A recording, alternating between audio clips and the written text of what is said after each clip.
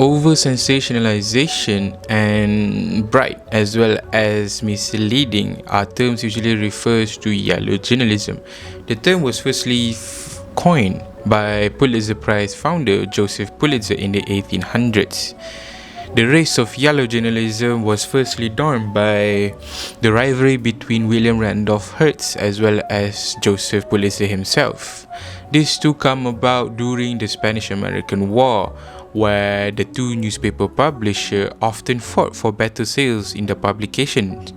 To do that, they often spice up their articles and with misleading headlines that often blame the Spanish for the war, and because of that, the war nearly ended in a devastating outcome. And fortunately enough, it didn't.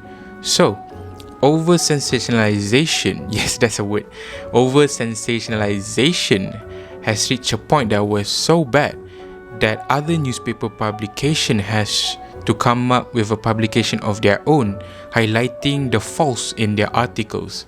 It was so misleading that people at the time who bought the New York World and the Journal has succumbed to the belief that the Spanish during the Spanish-American War were at fault.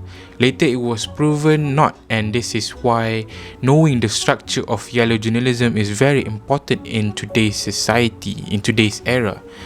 So, in today's current issues and news, yellow journalism has taken into a new kind of form, or rather new direction.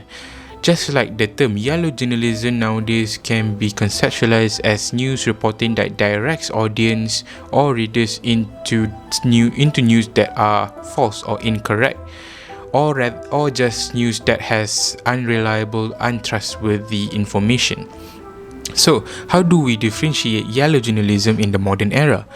Well, it's kind of simple. It's just like the time during Pulitzer's versus Hearst in the 1800s. Yellow journalism are basically news that are untrue. Let's put into perspective where yellow journalism is conspiracy theories.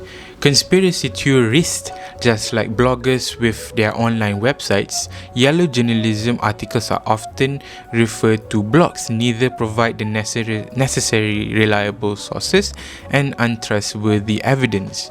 We see this with the conspiracy theories about government scandals, celebrity dramas, and the recent one in Malaysia, the fake news about a kid getting a scholarship from NASA that later was proved to be untrue. So how did this happen? The effect of fake news is monumental that we can see that in the more in-depth aftermath of the NASA drama. The Prime Minister of Malaysia has congratulated the kid who presumably received the scholarship was later found to be fake, and this was posted by well-established news agency. The news agency went awfully quiet about this. So the impact and effect it has towards the modern era is actually speed and reliability. The more people read about it, the more people think it's true. Although this is dangerous later in the future where people won't actually know the truth, and this is something for us future journalists and current journalists has to overcome.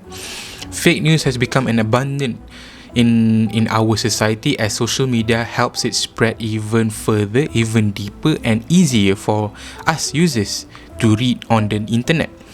So fake news in essence is just like any other article. It's just that the source and evidence it provides may not be trustworthy or reliable in any sense.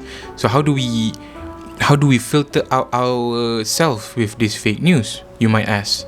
What we can do is to always fact check whatever information that we receive, and always think twice, thrice, or even more than that whenever you want to spread the news. As journalists, ethics and morals are very important, and yellow journalism is the opposite of an ethical journalist. So this is Zafran Azhar from JRN501. I'll see you when I'll see you.